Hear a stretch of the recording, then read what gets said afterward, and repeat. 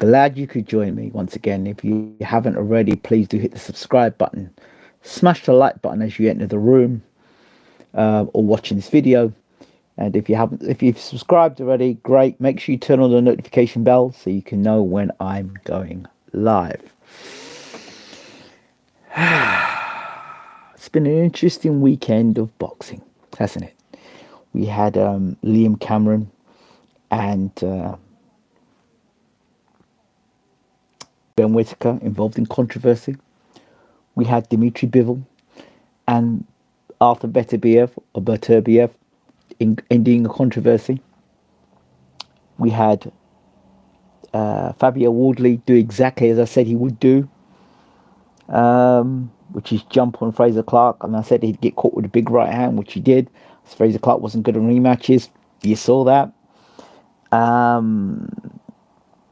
I was wrong about Raven Chapman, but then, hey. Yeah, and Jaya Pataya, I think he's going to go on to become heavyweight champion of the world. I just think he's got that look about him in how his body of work that makes me believe he'll go on to be heavyweight champion of the world. So, yeah. Anyway, so 2 fights. I'll cut to the chase. 2 fights I don't think should be happening for a number of reasons. First of all, the announcement of Joshua versus Dubois 2 fight shouldn't be happening. Fight shouldn't be happening because it devalues a fight like Bivol and Beterbiev. Bivol versus Beterbiev was a close fight, and I thought Bivol won. People say Beterbiev won. Fine, fair enough. But it was that type of fight where you couldn't say the word robbed, but you could definitely say the word, well, the fight could have gone the other way. It was one of those fights, right? It's what you like. And I thought Bivol won the fight. But then I could say I was slightly biased because I'm a fan of Bivol, but I like Beterbiev as well. But I think Bivol's a better boxer. Anyway, beside the point. But that fight is warranted for a rematch. You know, that fight's warranted for a rematch because, you know, it was a good fight. It was close. Could have gone either way. And both men will probably want to put it right. So there's that. And great technical skills on show.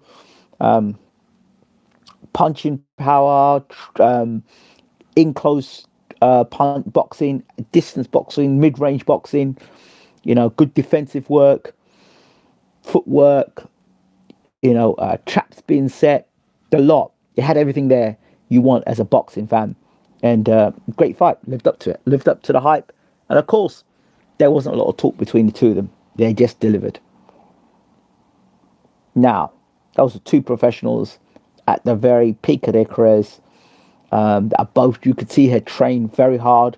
You could see had sparred very well. You could see that they had put themselves through the mill for this fight. You know, their fitness, their tactics, yeah, everything. And then we come to the Dubois fight with Joshua, who came out with his hands down by his side, and just no attention to defense, and just a shambles of a fight, with Dubois showing us why not only he is the big punch that we say he is, but it makes us look back and think of that sparring session that Joshua had with Dubois, and make us think, well, Joshua was well aware of what Dubois could do and was trying to intimidate him beforehand to see if he could shake him up, and that didn't work.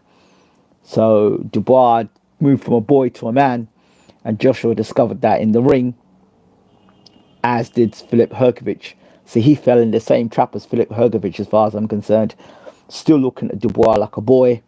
Still look at Dubois as looking down his nose at Dubois and coming unstuck, just like Hrgović came unstuck. And Ben Davison didn't help matters at all. But that's another conversation which I've done videos on before. What the hell do we need to be seeing Joshua who got absolutely destroyed by Dubois, fight again. He's got no punch resistance. How is he going to navigate Dubois coming at him again by February? How does he navigate that? He doesn't navigate that. Because anybody who's young, hungry, and can punch, and he's going to come at Anthony Joshua with bad intentions, Joshua's going to fold. He's done it on numerous occasions. He's folded when he almost folded when he fought Dillian Whyte, but Dillian Whyte was injured. He almost folded when Klitschko fought him because Klitschko took it to him and hit him, and he went over. And if Klitschko didn't sit back, Klitschko could have finished him off. Then the Ruiz fight, which is where I put everything together and said, if he trades with Ruiz will hit him with a left hook and it'll be all over. Well, that's basically what happened. The rematch, Ruiz was not even there. Then he ate himself out the heavyweight division, much like Riddick Bowe. And then we have the two Usyk fights. Another guy that stood up to Joshua and hit him back and said, no, I'm not intimidated by your punching power. I'm not intimidated by your size. I'm going to fight you. And if you hit me, I'm going to hit you back. I'm going to hit you multiple times. When I hit you multiple times, there's nothing you're going to do about it. And then he comes up against Dubois, who says, no matter what you say and no matter what you do, I'm going to punch you and I'm going to punch you and I'm going to punch you and I'm going to stop punching till you fall over. So we have what we have now. So why do we want to see that again? What is it we're going to learn? Why can't people just accept that Anthony Joshua is a good fighter, but just not as good as people put him out to be? Most people, they look at Joshua's body, like his size, and they go, yeah, he's a good looking dude. He's got muscles, and a lot of guys will look at Joshua and go, I wish I could look like that. And they forget it's a boxing match. It's not a weightlifting contest, and it's not a body beautiful, right? And they think that somehow, if they think they equate the muscles and the talk to actual results, and to a certain degree that works, but as you move to higher echelons of boxing and people decide to stick it on you and you no longer are learning on the job, it's a different situation altogether.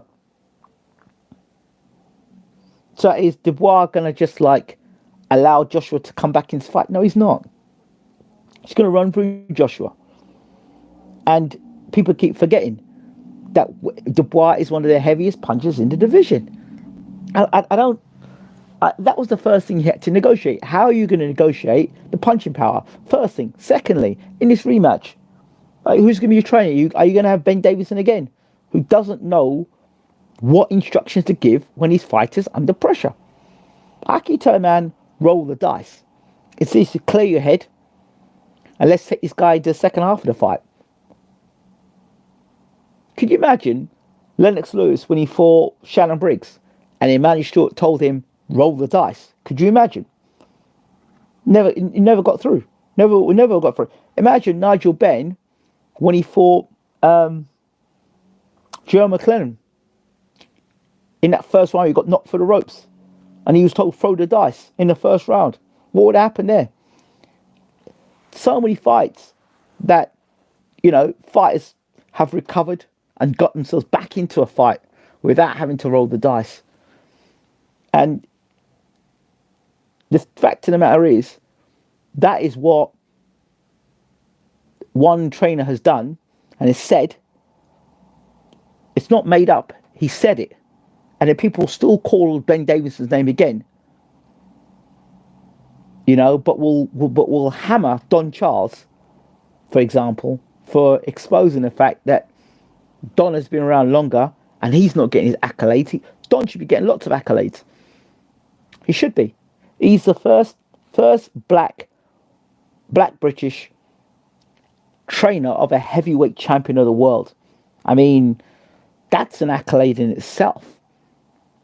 If you look at things, but he's actually trained a heavyweight champion of the world. And if you look at where Daniel Dubois was when Don Charles took him over, People were telling Daniel Dubois is a quitter and he should retire. So Don Charles took him from that to heavyweight champion of the world. Right? And Dubois has gone in against Usyk. Then he went in against Miller. Then he went in against Herkovich. And then he went in now against Joshua. And he's going to go in against Joshua again. Joshua was given many excuses like, oh, he was learning on the job. So if he's learning on the job, what about Dubois? When does Dubois get to learn on the job? I don't understand. But for me, my point is this. There is no reason, absolutely no reason, that Joshua does not deserve a rematch. First of all, he wasn't the champion. So it's not to say, well, he was the champion and he lost the championship of the world, you know, and he's getting a rematch. So what is the basis of this rematch? Why does he deserve a rematch? On what? On what basis? He's not the heavyweight champion of the world. What? On what basis? So, as I said before, if that was Daniel Dubois that had got splattered the same way like many people expect him to get splattered, we wouldn't be talking about the rematch now, would we? Would we? We wouldn't. So, that fight shouldn't be happening. Next up on fights that should not be happening. I'm just telling you it like it is. Conor Benn versus Chris Eubank Jr. Look, this fight is being based because of the fathers, Benn and Eubank Sr. That's what it's based on. But the fact of the matter is, Conor Benn has no business being anywhere near the ring with Chris Eubank Jr. Say what you want about Chris Eubank Jr. He's not fought for a proper world title. Although the IBO belt is considered in the full belt era, is it not? Is the IBO belt considered in the full belt era? Yes or no? Because if it's not considered in the full belt, the full belt era. If it's not considered in the full belt era, then Chris Eubank Jr. is not a world champion, and the whole thing about the full belt era doesn't matter. Because if he's just fought for an IBO belt, world title, right? I don't understand, because sometimes the IBO belt is recognised. When Lennox Lewis had the IBO belt, it was okay. When Foreman had the IBO belt, it was okay. When Roy Jones had the IBO belt, it was okay. I don't understand this thing. Is the IBO belt a world title? Yes or no? Because Eubank Jr. has fought for the IBO title belts twice, and he's not recognised as a world champion. But yet, the IBO belt is recognised as a belt in the full belt era. So I don't understand. But hey, put that to one side. Conor Benn has no business being in the ring. No business being in the ring with Chris Eubank Jr. First of all, they're not in the same weight category. So he has to jump up 2 weight divisions. So you're jumping up 2 weight divisions. Okay, wait. Are you... see, it's not the belt that makes the box, it's the box that makes the belt credible. Yeah, I've heard that one before. I'm just saying that, I know what you're saying, and I get that, but still, I think Eubank's a credible fighter. I mean, as far as I'm concerned, he fought against Billy Joe Saunders in a time that many fighters would not have fought Billy Joe Saunders. If you consider the background and the amateur experience that Eubank had going into the Billy Joe Saunders fight. And it's not like Billy Joe Saunders wasn't a good fighter. He was a very good fighter. You know, I think so. Eubank Jr. fought Billy Joe Saunders and he got beat by George Groves. It's not like he stepped up and got smashed to bits by guys that were not good. Got beat by 2 of Britain's best. So I'm not sure like where people are going with this. George Groves, who beat James DeGale, and Billy Joe Saunders. This is world champion. Well, I'm sure he's a 2-weight world champion as well, WBO. So it's not like he got beat by the bad guys, and he didn't get smashed to bits by Saunders. And based on the fact at the time, Eubank was quite inexperienced compared to Saunders. So it's a lot of rubbish said about Chris Eubank Jr., right? I like Chris Eubank Jr. He might not be his father, But you look at his father's career. His father would never have fought Billy Joe Saunders at that period of time in his career.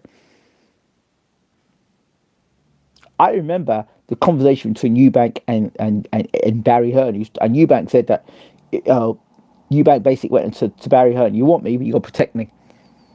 More or less protect my career. So he basically, what he did for himself, he didn't do for his son. So yeah. So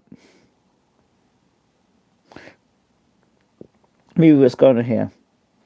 I think Conor Benn gets hurt real bad stepping up to 160, even if Eubank is faded at this point in his career. Greetings, you Ingram. Good evening, sir. How you doing, Chuck?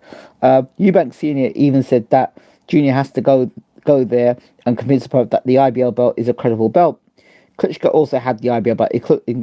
AJ Dubois 2 is a smokescreen. No way I can see them putting AJ in with Dubois again. They are putting him in again. It is a confirmed fight for the 5v5. So the 5v5 in February, Joshua versus Dubois, and the second one is Benn versus Eubank Jr. Eubank took his losses to some of the UK's best, but saying that he's not had a signature win against top competition is what they were saying in their prime. Well, he beat Arthur Abraham, and Arthur Abraham weren't too bad.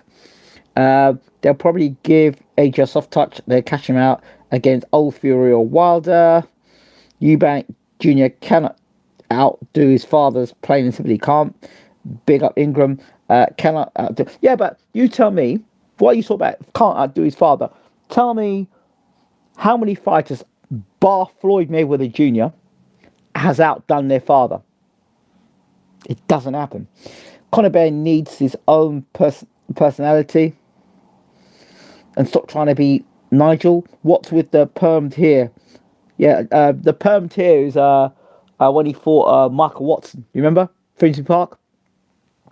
AJ will have to jump on Dubois early and put him away, but he can't get caught.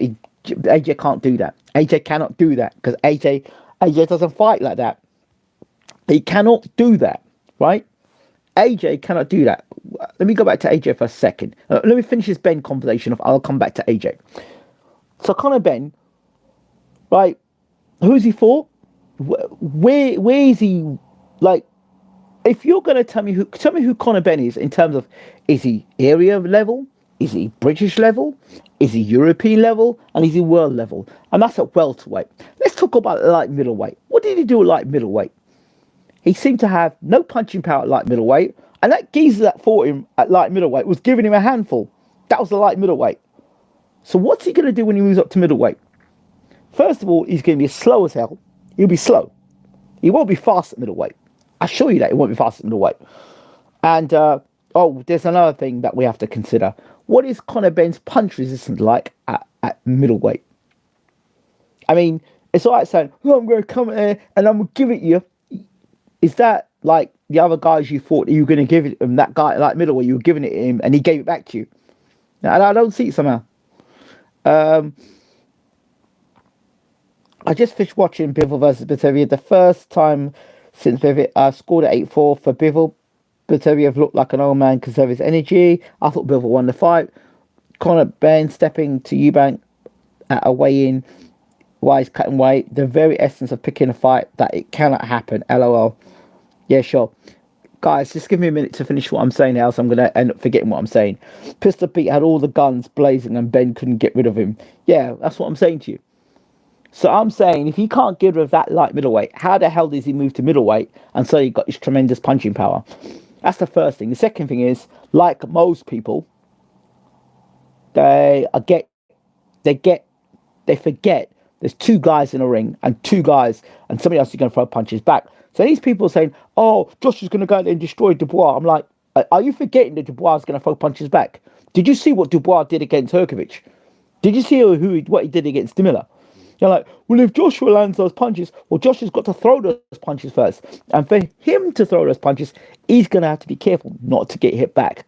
And this is what I kept telling people over and over again. Joshua cannot jump on Dubois. He's not that type of fighter.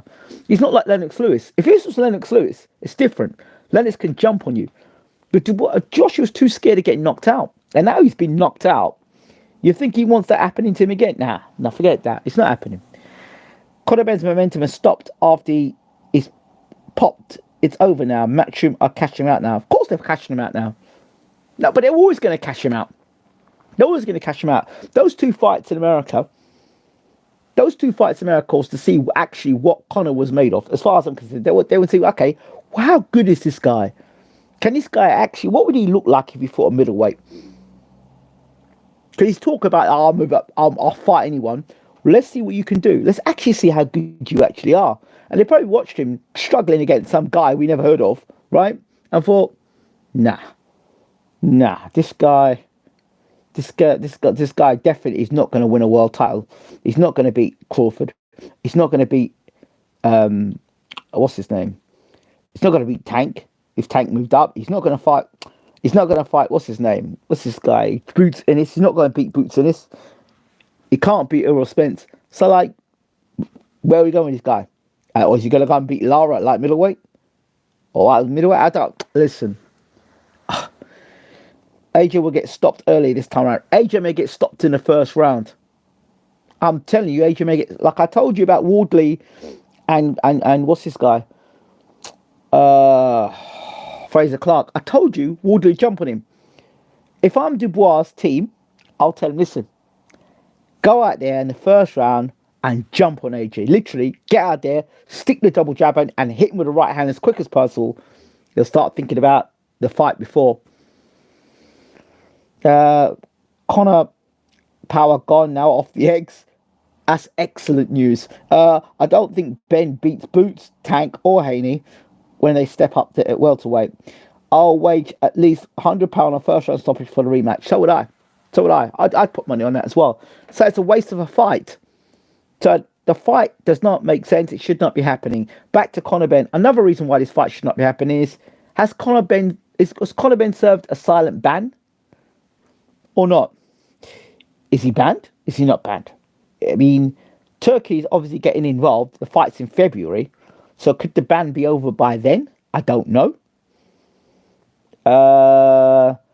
And if so, then obviously he's going to get tested again. There'll be stringent testing. And if he was cheating, then we should see him at middleweight be ineffective. Then if Eubank beats Benn, then what happens? Even Ugas in the twilight of his career might mess around and stop him on a silent ban now. There we go. So, I mean, I see through this bullshit. I don't see the point of this fight. Eubank should not be fighting Conor Benn. He should not be fighting Conor Benn. That dude that Eubank just beat, could Conor Benn beat that guy? I'm asking a question. Could Conor Benn beat that guy? Could Conor Benn beat Billy Joe Saunders or George Groves?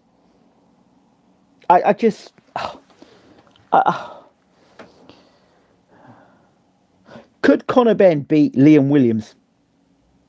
No, Liam Smith, sorry. Could Conor Benn beat Liam Smith? Ben has lived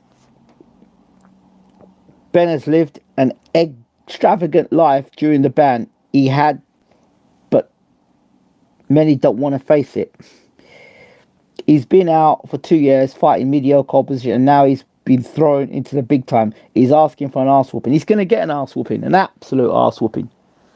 An absolute arse. He could take a hell of a pasting as well. Now, Eubank Jr. The only way I see Benn winning this fight against Eubank Jr. on the flip side is if Eubank pisses about with his weight. I think, I'm going to call it now, I think Eubank is wholly unprofessional in terms of his dietary preparation. Why are you starving yourself for 2 days? You've got a dietitian. Employ a professional dietitian and get your diet in gear. Secondly, I'm sorry, I must say, I don't see what Jonathan Banks offers to Eubank Jr. I don't. I'll say right now, I don't. You tell me somebody. Actually, Not just Jonathan Banks. When you look at these trainers, tell me somebody that when you look at these trainers, like they called all these names out, yeah? Tell me somebody that they've worked with, improved, and gone on to have great success with, like consistently. I'm not talking about taking for 2 fights, consistently. And then look at these 5 trainers and see how many times they've been fired. And ask yourself the question. Guy jumping up 2 weight classes, that is infinity stones for the power, and he thinks he will be in danger. Nah, brother. You know what I think? In it. You know what I think? And he was there, he was criticising Eubank Jr. I'm thinking to myself, wait, what have you done and who have you fought? The question I'll ask is, who have you fought? What have you done to even give you the brassness and the boldness to talk around and say you're going to be Eubank Jr.? What have you done? Eubank Jr. doesn't see boxing as a profession. He sees it as a side hustle, and how a pimp looks at one of his hoes. Well, you could be right there. It's a shame. You could be right there.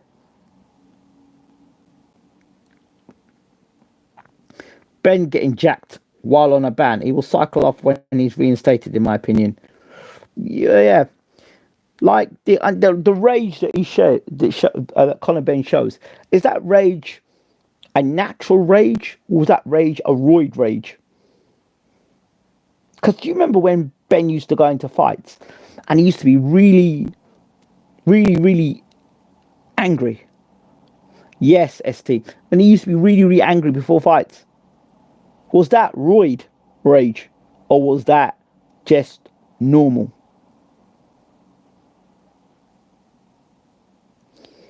The rage was roid up until he got popped. Well, that's what I'm saying. So when I saw Conor Benn the other night, was he roided up again? Has he been training and roided up? Question. Nowadays it seems staged.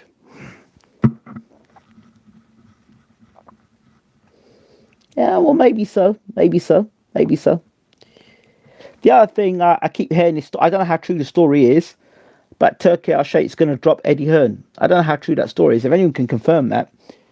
But 11-0. I just want to say something to all those people who said, "Oh yeah, you're the anti-Matchroom guy. You're the guy that said that Matchroom weren't very good. You're the guy that thought that Frank Warren's better than Eddie Hearn. You're the dude that said that You're the one who said that Frank Warren's fighters are better than Eddie Hearn fighters." Well, I did, and what? I did.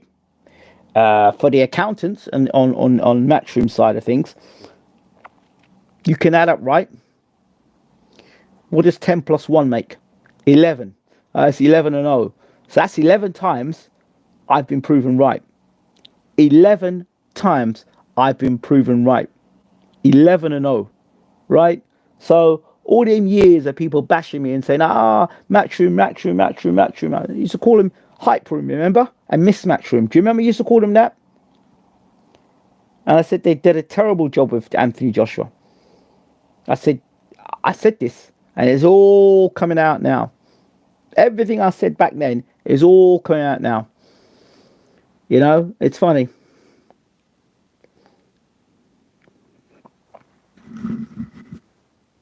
It's a disgrace that someone with a huge drug test can still be put on big cards. Really? Povetkin? Luis Ortiz? Shall I continue? Canelo? Shall I continue? Benn looked solid. What kind of lessons does that give youngsters? Good question. Cole Palmer? I suspect that he was on it when I saw his interview at home with his dad, with Coogan, from IFL. His neck and his head morphed into a bruise block. Eddie Hill's going back to cast off. If he's not careful, Hearn might get relegated to the 3rd best promoter in the UK. Well, okay. Let's get something here, though, right? Eddie Hearn a promoter, or Eddie Hearn... Because Eddie Hearn's not a matchmaker. He's not a matchmaker. But I guess he gives the okay to these fights. But people said they had the best. I told you. I said it a long time ago. I said the day that Matchroom and Frank Warren go together, their fighters come together, it will be terrible. It will be terrible. Let's quit the fake outrage with their use of PEDs in boxing. Most of your favorite boxers have used them at some point or are still using them. I've heard that many. I've had many stories like that. I've heard a certain gentleman tell me this, and he's a professional fighter. He's telling me most of them are on it. So I don't know. Like I said years ago when Tony Thompson fought David Price. No, David Price got beat by Ergen Tepper. And I remember saying, you know what? If they're on it, they should all be on it. Level playing field, so nobody's cheating. Because if you're all on it, is first past the post, PED season. Do you think Turki Al-Sheikh will get rid of Eddie Hearn? It is because Hearn is all talk and no substance. I've said that for years. I've said it for years. Like Warren said, the Hearns are numbers, men account, and not boxing promoters. I've said it for years. But who's gonna give me my dues for this now? All them jokers, all them clowns, and I can call them clowns, right? All them clowns that are saying, in fact, not just them clowns that were saying, even the people that said, I don't like him, I don't like his channel because he says these things about Matchroom. Was I talking the truth or was I not talking the truth? It is. The ones who get caught are either careless or they have been exposed for political reasons. Oh yeah, I can believe that. I can truly believe that. Yeah. But I don't care anymore about that stuff. I've said what I've said. And so our next conversation, a fight that should be happening, apart from Bivol and Bwtm 2, is this one.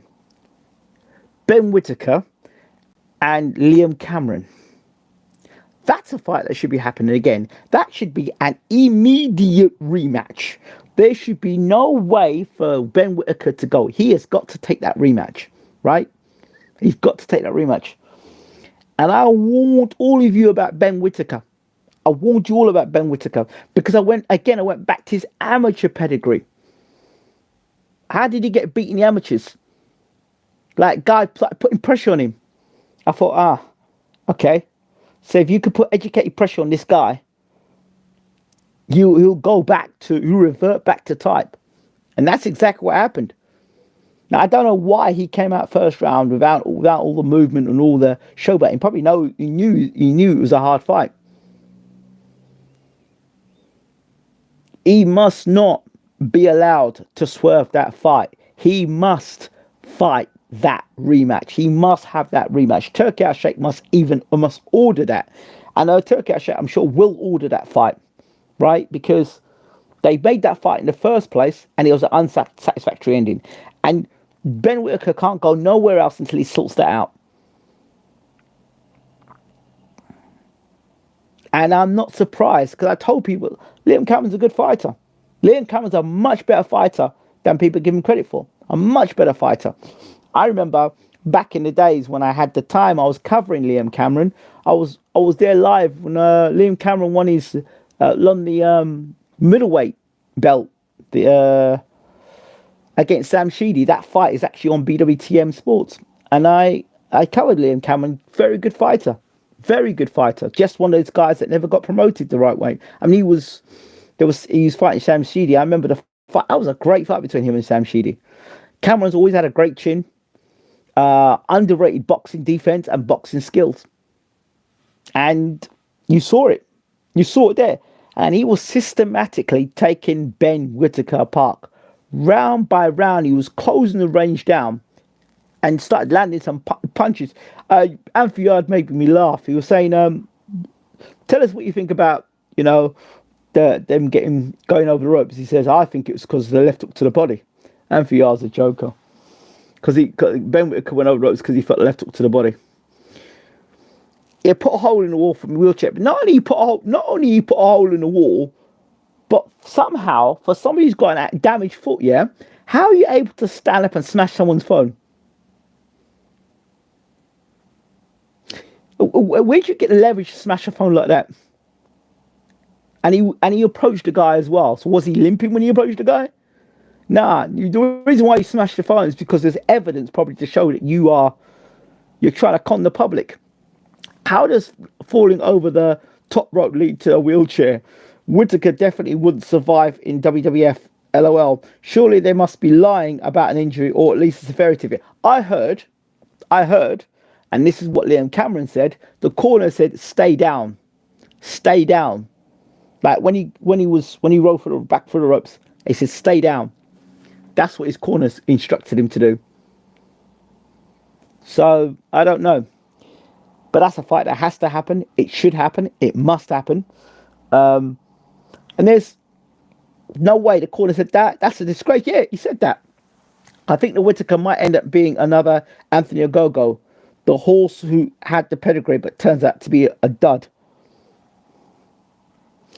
I told you all already about Whitaker. It seems, I don't know about this generation of boxing, right? But it seems a dude just has to throw 3 left hooks in a row and knock a dude over for them to think he's world class. This shit happened with Josh. Don't we not learn the lessons? We saw this shit with Josh Kelly.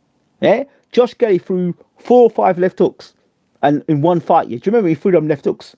And everyone said, "Oh, Josh Kelly's the man. Josh Kelly's the next," I don't know what they thought he was. And then what happened to Josh Kelly? Exposed. How many fights do we have to watch to see people get exposed to know there's certain ingredients? There's certain things you need. What happened to people having to come for the acid test? I remember watching boxing back in the day, yeah? And before you even rated a fighter or you gave a fighter credit, there's certain things they had to do. First of all, they had to take a punch from a big puncher, right? And Eubank Sr., when he fought Nigel Benn, nobody really knew how good Eubank Sr.'s chin was.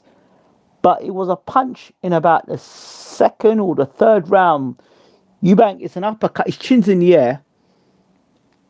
No, yeah, he gets hit with an overhand, a looping right hand through the guard. He gets hit flush. And Eubank takes it. And then he gets hit with the uppercut as well by Benn. And they said, "Oh, yeah, that's a good shot." And they were said, "Yeah, now he's got a chin." That's when we found out if a guy could fight or not. We took a good shot and it's like, yeah, right, this guy takes a good shot. Or, this guy does 12 rounds and he's been in a tough examining fight. There was a time where I remember you used to fight on BBC. It was a sports night with Des Lynam. And I used to watch Gary Mason box. And you watch him go through his career, fighting for the British title. And then he got into the world top 10. And if he had beaten Lennox Lewis, George Foreman was the world champion at the time. But you had to go through the ranks. You had to move through it. Clinton Woods, British, Commonwealth, European, world champion. Duke McKenzie, British, Commonwealth, European, world champion. I mean, you went for the ranks, and while you were going for the ranks, somewhere along the line, you were going to get tested. Joe Kawasaki, somewhere along you were going to get tested. Nigel Benn, he got tested earlier against a guy called Anthony Logan. Tagged him, rocked him, hurt him, almost knocked Benn out. So he knew Benn couldn't take the greatest of punches. Right. Frank Bruno even. He fought a guy called Jumbo Cummins. I tell you, Jumbo Cummins hit him with a right hand or a left hook on the bell, and Bruno just froze and he dragged him back to the corner. But Bruno had to come through that. So there's moments in fights, and as a boxing fan, you look forward to seeing your fighter tested because you hope that your fight would pass that test. So you can say, right, another guy takes a good shot, he can take a good punch. Another guy's got knockout power. He's knocked out a guy who's durable in top 10. Another guy can go the distance. Another guy can dig in deep. And then once they went for those tests, then you could say, that guy is world class, or that guy is going to be ready for a world title shot. But it's like today's fighters, they don't go for any of that. Half of the times, they don't go for any of these tests. And Ben Whitaker was already a star. He ain't fought no one. He fought literally nobody. In fact, the guy that came up to him and asked him for a fight at the press conference was trained to be a doctor. My God. So what the hell what time has he got to be a boxer? So, I mean, I don't understand this. What do you call it? McDonald's generation of, like, fast food boxers. Easy come, easy go. They just, yeah. Let's see what people are saying here. Another hype job. Time will tell. Well, I was saying he was a hype job beforehand. I was saying it. To be fair, he could still make it at British European level and still get paid.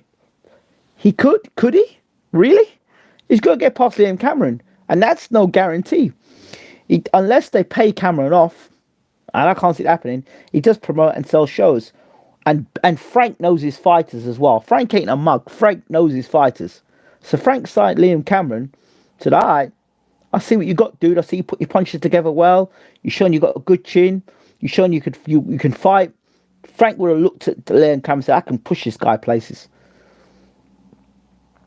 British amateur boxing is punch volume and not punch quality like the Eastern Europeans. The amateurs in this country flatter deceive and inflated a lot of boxing egos. Spoke to Steve Collins. He said that when Ben hit him, it felt like he broke every tooth in his head. Yep, I remember talking to Steve Collins as well.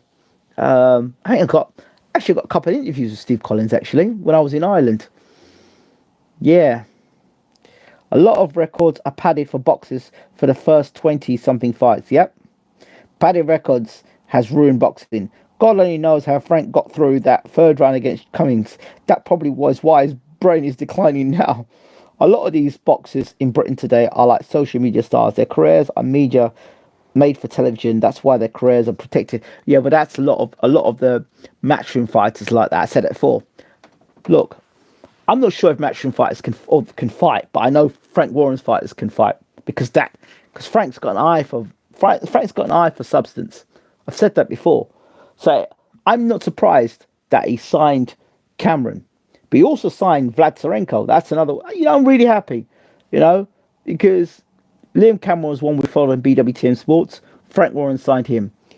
Vlad Tsarenko followed on Bwtm Sports. Frank signed him. So I think it's a good thing. It's good. I'm good. I'm really glad to hear people progressing. Do you think Ben Shalom has an eye for a fighter? I tell you what, Ben Shalom hasn't got, and I like Ben, but he needs someone to get his arm around him very quickly and show him the ropes. Ben needs an old wise head. He needs to be around someone he can trust, and he needs wisdom because he looks evergreen at times. Like, evergreen's probably don't know. He looks very green at times. Like, you can tell when Ben Shalom is lying because they'll ask him a question about, oh, does he want this fight? He's like, yeah, he wants to fight. And you see in his eyes, what's shifty in his eyes. Like, I know for damn sure Adam Azim don't want to fight no Dalton Smith. I know for damn sure Adam Azim does not want to fight Dalton Smith. I'm telling you. Because the way Dalton Smith is carrying himself and the way he talks and the way Shalom speaks, no. No. Ben is like, oh yeah, we'll have to go and speak to we have to go up and speak to his team. You're the promoter, damn it, you would know if your guy wants to fight or not. You have two extremes in UK boxing. They either move them along too quickly or ruin them, or they make them more out of them than what they are. Then they get ruined. You're saying Ben Shalom doesn't have a good poker face. No, he's terrible. He's terrible. Terrible. Like he's one of these dudes he's lying. You know he's lying. I got a real like for Ben Shalom, but he lies for his teeth, man. You can see he's lying. Go and look at that. Go and look at the interview he did with, and he didn't expect it either, when Dalton Smith come round and got involved in the interview and started asking him, okay, so who pulled out the fight then? We approach you for the fight. And his head start looking down and looking around and trying to look for a way out. Look at that interview. And that's not the first time I've seen Ben Shalom do it as well. So Ben Shalom needs a... Eddie's got... what's his name? Barry. I don't know who Frank had, but Frank had some good experience for him as well. So... Oh, yeah, what's his name? What's this guy? Dude, the matchmaker. Dean Powell. Rest in peace, Dean Powell. Everything is rushed these days. No patience on a fighter's career. 20 to learn and 20 to learn, 20 to earn, they used to say. Yeah, but that shit really that's from Matchroom. That's Matchroom's philosophy. Crash and burn. You'll get paid, but you better be able to fight. You know, Ben Shalom got beat a lot as a kid. He could never lie and get away with it, bruv. Probably. Ben Shalom's interviews are like Gary Francis post-match interviews on Match of the Day in the 90s, always looking left and right. Yeah, it's true. It's true. I like Ben. I really like Ben. He's the guy. He's the type of guy I will go up the pub with and sit down and talk hours of boxing with. Ben Shalom. And he'd probably welcome it. I know Frank already. I like Frank. I like Frank a lot. Good memories of Frank Warren. I like Frank. Eddie, he's all right, but not the same. It's not the same. Not the same vibes. YouTube notifications are so poor, Ingram. Hope you're well, brother. Yeah, I think what you need to do is make sure that put your notifications to all. When you go to the bell, click the bell. And do I like Bob Arum? I've met Bob Arum. Bob's about the business, isn't he? He's about the business. P. Diddy love you, bro. Oh, God. You know when you're having a real serious conversation and then you get people that come in the room like this, they're just like, so... Bro, you're so 2000. So 2000. Like, do you know trolling's out of date now? Do you not realise that?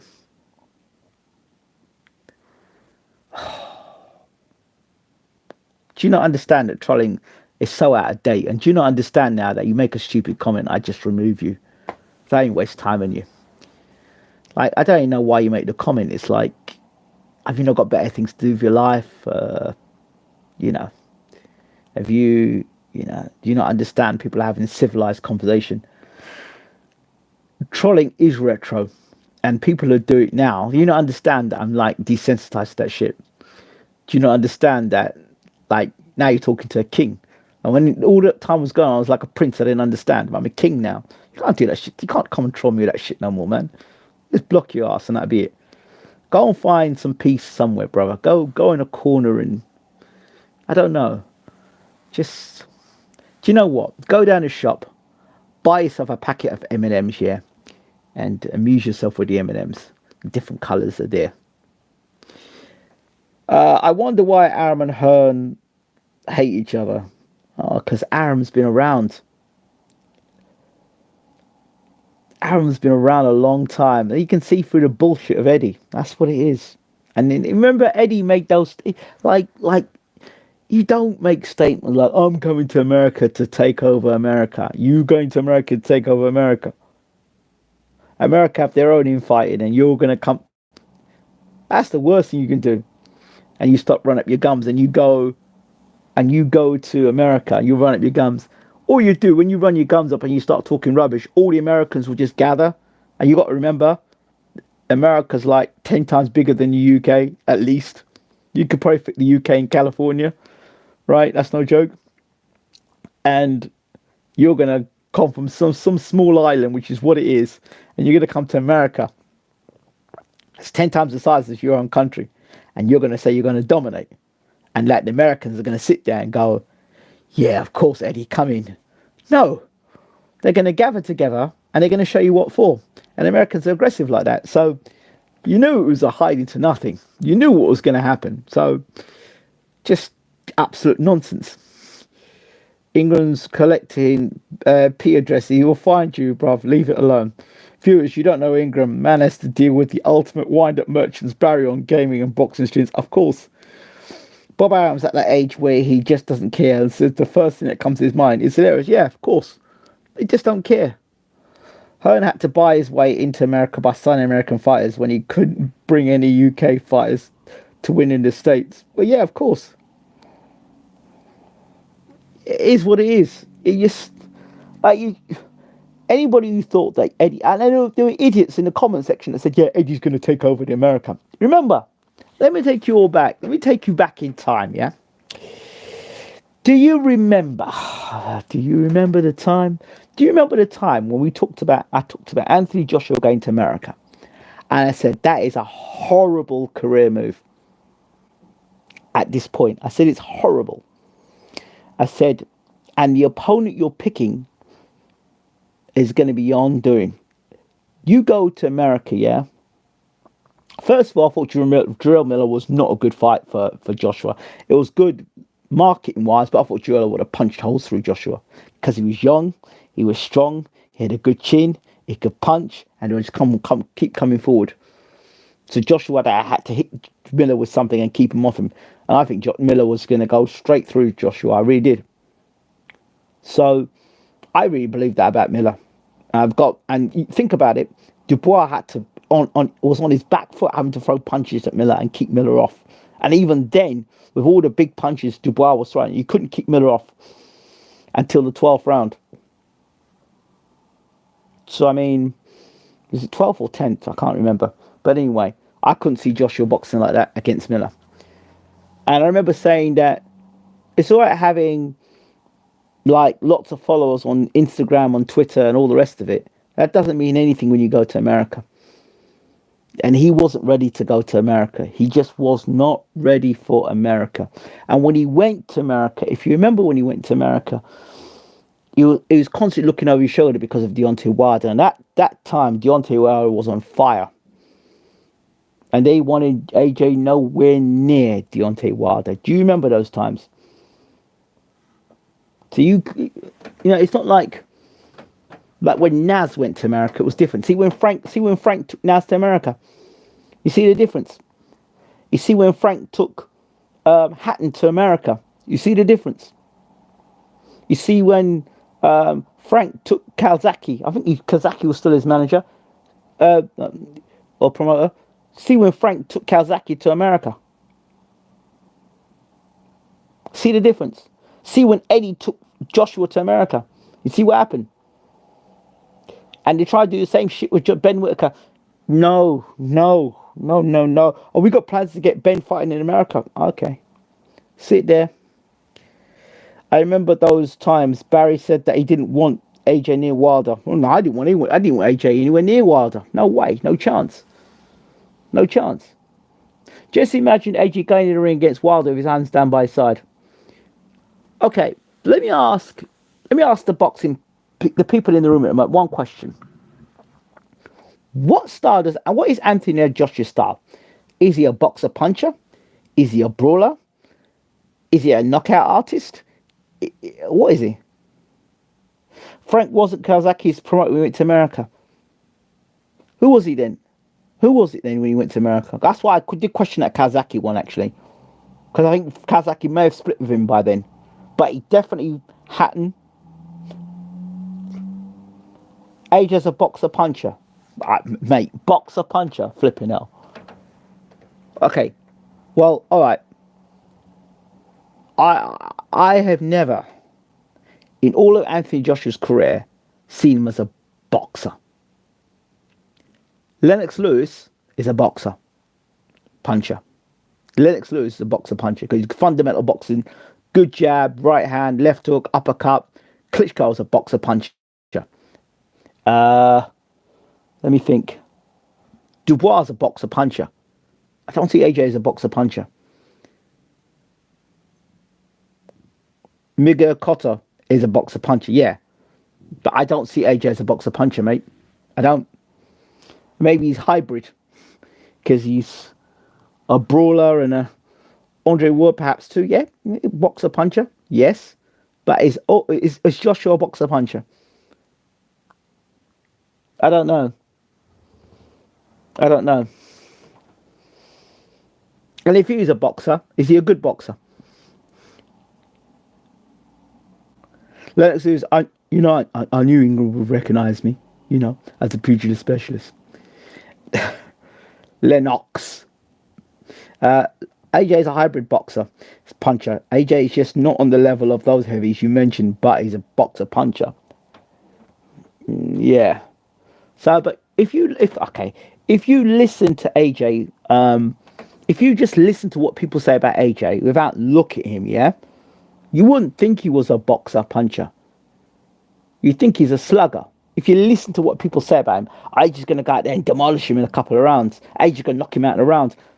That don't sound like a guy who's a boxer. It sounds like a guy who's a knockout artist, a puncher, like a brawler. He's a good boxer against the opposition, against Pulev and Ruiz too. Ruiz wasn't in shape. AJ is not a boxer and I'm not sure, or a brawler. He's just a bully. Yeah, maybe. A boxer puncher, brawler. He's not a slugger because he can't stand and slug. He's not a fighter. Don't know. I mean, he's a boxer in the sense, the true sense of being like, a guy who gets in the ring and fights. He's a boxer, yeah. I wouldn't call him a boxer puncher. I would call him a puncher. Just a puncher. Because remember, he himself don't believe in the sweet science. So I'd call AJ a puncher. I'd call him a puncher. AJ, a brawl is happening, exactly. Yeah, the wild that AJ talked in their prime was red hot. What a fight that would have been. I don't think it would have gone 6 rounds. Wow, that would have been something. It would have been. But I think I'd just say AJ's a puncher. If you listen to the way people talk about him, he's a puncher. He's a puncher.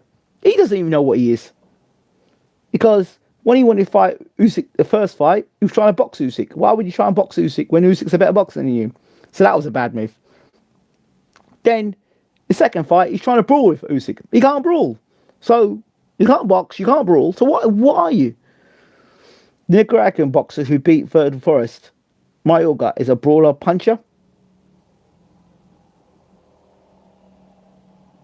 He's a slugger. Mayorga's a slugger. Yes, AJ is a concussive puncher. He puts together punches to break you down. But he's not a one-punch KO man in general. Although he has some KO punch, knockout, one-punch knockouts. Yeah, so I say he's a puncher. AJ's a puncher. Really, really did ruin AJ. He's a puncher. AJ's a puncher. If you listen to people talk, even in the media, AJ can knock this guy, AJ can knock that guy, AJ can knock this guy. I don't say AJ's going to box his way to victory. Have you ever heard him say AJ's going to box behind the jab and win this fight? If he boxes behind the jab, he wins the fight. You'll never hear anyone say AJ box behind the jab. You'll hear people say Lennox Lewis will box behind the jab, Frank Bruno box behind the jab, Daniel Dubois will box behind the jab, George Foreman will box behind the jab, Muhammad Ali will box behind the jab. Benn will come out throwing hooks. Fraser will come out with a left hook. Do you understand? So I don't see, and Mike Tyson was like a brawler, isn't he? He boxed behind the jab against Wallin. Oh, Jesus Christ. But that's not the best opponent I get. He punched up Wallin, man. He didn't box Wallin. He punched up Wallin. In the early part of AJ's career, when we're going on dangerous territory here. Now, people were comparing him to Mike Tyson. I was like, no way, Tyson is far more scientific. Yeah. But remember, that old AJ, I don't know what old AJ they're talking about. It was the AJ that was knocking out, flipping, what's this dude's name? Matt Legg. That AJ, they say that AJ would have been Usyk. That AJ would have got knocked out against Usyk. He makes too many mistakes. And again, and Ruiz fight probably cautioned him and kind of set him up a bit. Made him think, you know what? I don't want to get caught. I don't want to get caught in big shots again. The only star you have is outfighter, infighter, counter puncher, brawler, puncher. Everything else is hybrid Ingram. AJ is a hybrid outright fight, AK boxer, and a puncher. He's a puncher. That's it. Just a puncher. Just a puncher. You talked about the Walling fight. He punched up Walling. That's all he did. He just punched him up. AJ is a self-proclaimed student of the game, which means he makes it up and he goes along. Of course, he's not a student of the game. If he was a student of the game, you wouldn't try and outbox Usyk. When AJ was knocking out the guys, he was coming forward, knowing he could hurt guys. But when he met guys that stood up, he wilted. Yes, so he's a puncher. AJ's a puncher. He's just a pure puncher. He punched up Walling. Let's have the facts straight. He punched up Walling. AJ felt so nice I had to do it twice. Yeah? Let's see if he says the same thing about Dubois. LJ is a self-proclaimed throwback fight.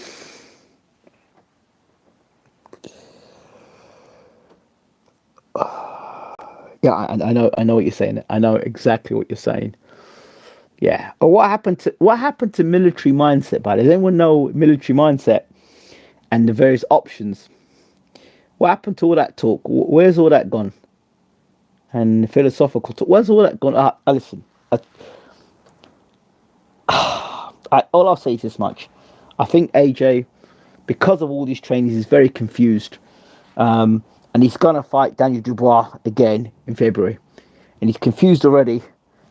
And if he's not confused already by that fight. But you know what? AJ may come out being a better fighter now. Do you know why? Because, check this out. He's been knocked out already. So the fact that he's been knocked out already, like I've said before, he may come out all guns blazing thinking, well, I've been knocked out before. I've been chinned by this dude before. I could do it again. Well, if anybody watched my video recently on my gaming channel, I went for a walk and I took my gaming supporters with me. And we went to Canada Water. And we went inside a shopping mall. Was it Canada Water or was it Putney? It was Putney. We went inside Putney, yeah? Shopping mall. And we saw a picture of AJ. It was the weekend of AJ Dubois, the week before. And there's a picture of AJ there. It says, say less. Ironic. So, what would be the best trainer? It's quite tough. He hasn't really got any guidance. Best trainer for AJ now. Should have stuck with Derek James. Warren said AJ hasn't confirmed rematch yet. I think that's what's for the 5v5. I am not racist. You have a dog. What? No, I don't have a dog. I am not racist. Champion says I'm not racist. What? What? He should have stuck with McCracken. Well, according to from what I heard, McCracken never ever looked at videos, never looked at any videotapes with Joshua. That's what I heard. It's a crazy world out there. It's very crazy. What does Champion mean by I'm not racist? I mean, it must be somebody who's. Let me just check this. I'll just look at this person's channel for a second, just for a second. Joined 4 years ago. Person's got 77 subscribers. Okay, thank you. What do you mean? I don't rate much British trainers that much. Nor do I. I know why. And McCracken's not a heavyweight trainer. I'm sorry. He should have stuck with James Ali Bashir. That's who he should have stuck with. And he had a chance to redeem himself and go with Bashir, but he went and got Robert Garcia. So that's what you call karma. I am not a racist. Champion, what do you mean you're not a racist? You're obviously somebody who's been on the channel for 4 years. What do you mean? Block Champion, he sounds dodgy with that comment. Sugar Hill and AJ, what happens?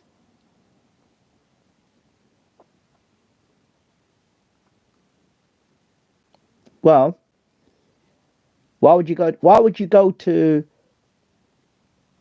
the third best man when you could add the second best man? You could have had you know who I think would probably train you know who probably I think he might go to? Jonathan Banks. I can see AJ hooking up with Jonathan Banks. I can see it. Because Eubank's with him now, yeah? Eubank is with Jonathan Banks. I can see AJ going to, if he doesn't stick with Ben Davison, I can see him going to Jonathan Banks. Why would you go to Sugar Hill when, like, he's got Uncle Bashir? Why would you go to the, well, it's AJ we're talking about, yeah, so he could go to Sugar Hill. I don't see it happening because Sugar Hill's got Tyson Fury, so it's not going to happen, is it? So, Jonathan Banks is the worst trainer. Well, I did mention about Banks already, but yeah. But I can see AJ going to Banks. AJ would go to Banks. I can see that. Right. I need to go to bed, people. But thank you so much. Go back to Lewis Tyson fight with Manny Stewart was going off on Lewis for something. You think AJ had the touch skin for that, please? AJ wouldn't with Manny Stewart. He wouldn't be with him. He wouldn't be with Emmanuel Stewart because Emmanuel would. I don't think Emmanuel would have. I don't think Emmanuel would be with him. Emmanuel Stewart wasn't with Audley Harrison. Audley Harrison was an unbeaten fighter. He wouldn't do it. He wouldn't stay with. I don't think so. Emmanuel Stewart would be the best thing for him, but he wouldn't be Emmanuel Stewart. I wouldn't be surprised if he announced after the Dubois rematch that he's now training himself. Didn't Bwtm lose again? The weekend gone with Fraser Clark. Oh dear. Brooklyn Benn.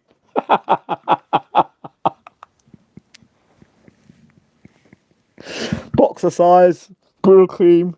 I don't know.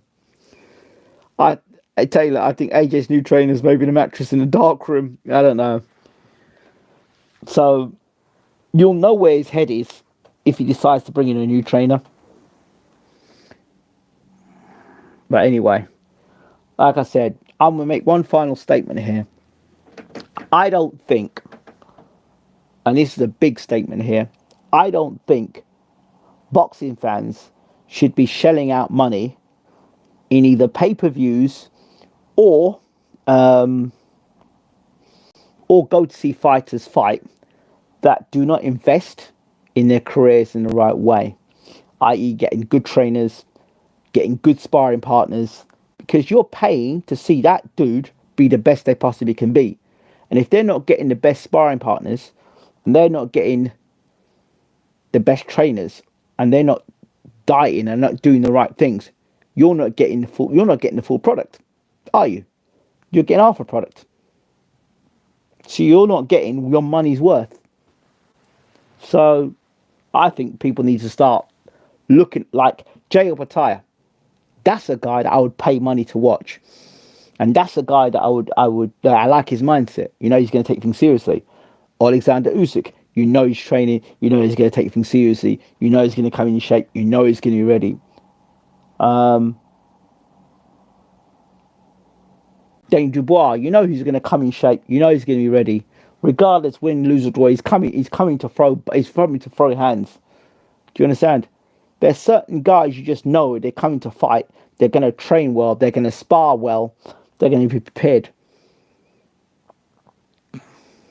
You're talking about Eubank Jr. when you say that, aren't you? No, actually, I wasn't talking about Eubank Jr., but he could definitely go in that list. I loved Eubank Jr. I just love Eubank Jr. and I would go home to watch him fight. I just love the way he talks and the way he carries himself. I like Eubank Jr. But even my favorite fighters, they're not immune to criticism because it is what it is. Well, I'm paying to watch Benn v Eubank. That's trash. I'm not paying to watch Benn Eubank. That's trash, he says. Well, Benn Jr. Eubank Jr. is flat track bully. Yeah, well, it all depends if Ben's a flat track, innit? It all depends. Right, people who've been watching, thank you for your support. Really appreciate. Make sure you hit the subscribe button. But more importantly, make sure you hit the subscription bell. Go to notification bell. Yeah. And click all on the notification bell. Click all or notification bell. And secondly, please join myself and ST and a few others. John Smith, get yourself over to BWTM Gaming. Anthony, get yourself over to BWTM Gaming, right? That's the link is in the description, right? Get yourself over to BWTM Gaming, and I'd love to have Shook, Taylor, get yourself over to BWTM Gaming, right? Subscribe, get yourselves over there, guys. It'd be really nice to be able to talk boxing with you when I'm playing my football games and do my UFC. I've got a UFC going at the moment with Derek Chisora. Yeah, I did see the video with Eddie. I don't pay attention to what Eddie says, to be honest. I really don't. I don't pay him any mind, because if he was promoting Eubank Jr., Eubank Jr. would be the best middleweight in the world. So it is what it is. Right, I'm out of here. Take care. Thank you for your support as always.